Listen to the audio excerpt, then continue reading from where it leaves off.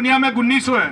अगर अपन ठुकराई करते रहेंगे तो हमारे पास कोई कुछ नहीं बचने वाला है। धीरे धीरे हमारी जमीनें बिक गई, हमारी जागीरियां चली गई, हमारे पास कुछ नहीं बचा है। अगर आप लोग अगर व्यवसाय में नहीं बढ़ेंगे तो आपका समाज पिछड़ता जाएगा।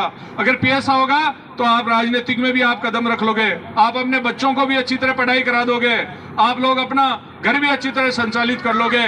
और पैसा वाला की मान सम्मान भी होसी, अगर पैसा वाला होसी तो बिना मंच पर भी बैठा लेसी लोग समाज वाला, क्योंकि पैसा होगा तो उसको भी आगे बैठा लेते हैं। तो इसलिए हमें हमारे समाज को व्यवसाय की ओर बढ़ाने की आवश्यकता है।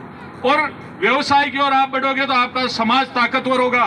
इसको ताकत के लिए हमें व्यवसाय की ओर बढ़ने की आवश्यकता है। मैं आपको बताना चाहता हूँ कि मेरे जब यहाँ बजरी के और पत्थर के आज के 20 साल पहले यहाँ ठेके हुआ करते हैं, 10 साल तक रहे यहाँ के रॉयल्टी के सब पत्थरों के बजरी के पूरे भीलवाड़ा जिले के जितना भी जिला है इसका। तो कोई भी राजपूत आता था, दूसरा आदमी मुझे कहता कि 1 करोड़ रुपए तहसील का दे दूंगा, तो कोई भी दूसरा अगर राजपूत मुझे कहता कि साहब मेरे पास पैसे नहीं, मैं 80 में ही दूंगा, तो मैं कहता था, दूसरा आके कहता साहब मैं 1 करोड़ दे रहा हूँ तो आप मुझे दीजिए ना। मैं कहता कि तेरे पास पैसे हैं लेकिन मेरे पास ये राजपूत की डिग्री है इसलिए मैं उनको 80 लाख में ही दूंगा। ये मैं पूछ लेना जो भी राजपूत रहे उनके। मैं काम वो देता था राजपूतों को जो मेरे साथ जुड़े हुए थे उस समय रॉयल्टी में, तो पता कर लेना ये जितने पत्थर बजरी के टोटल, वैसे तो बजरी पत्थर के मेरे राजस्थान में सब जगह काम रहे रॉयल्टी के, लेकिन 10 साल तक यहाँ पे काम रहे, बनाया सुना सब सारे के। तो व्यवसाय में था तो मैं कुछ दे पाया मेरे समाज को या मेरे समाज का सहयोग कर पाया। तो इसलिए व्यवसाय में हम लोगों को आने की आवश्यकता है। आज का युग है, ये अभी जो युग चल रहा है ये राजनीतिक युग चल रहा है, और इसमें जितने भी काम है उसमें अगर कोई सपोर्ट कर सकता है तो वो राजनीतिक सपोर्ट कर सकते हैं।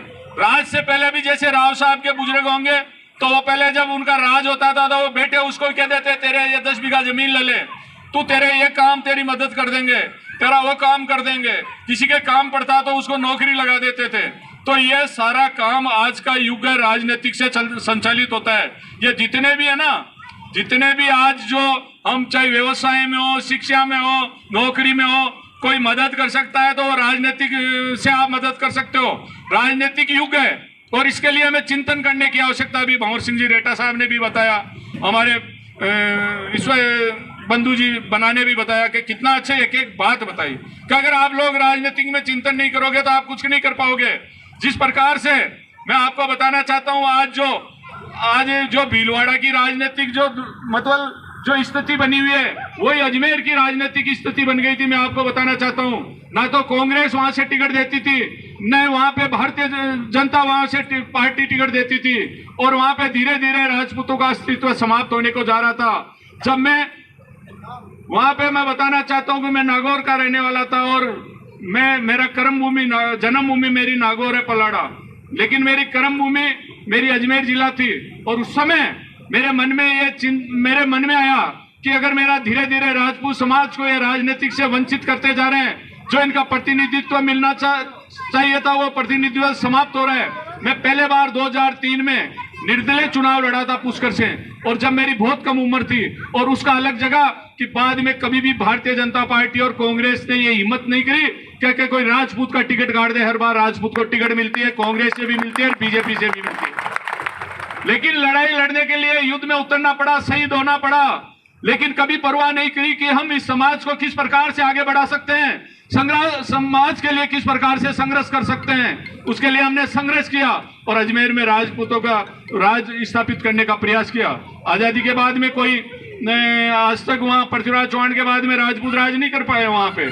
अगर पहले बार है कि मैं 2 बार जिला प्रमुख भी रह गया और एमएलए भी रह गया वहां अजमेर से, कभी ये नहीं सोचा कि मैं कहीं कमजोर, मेरा दिल में ये ठसक थी कि मेरे जो राजपूतों का स्वाभिमान ये जो लोग कमजोर कर रहे हैं, मैं उस स्वाभिमान को जगाऊंगा और अजमेर जिले से चिंगारी स्थापित करूंगा कि पूरे भारत में जाकर के ये चिंगारी चले और पूरे भारत में राजपूतों का अस्तित्व जमे।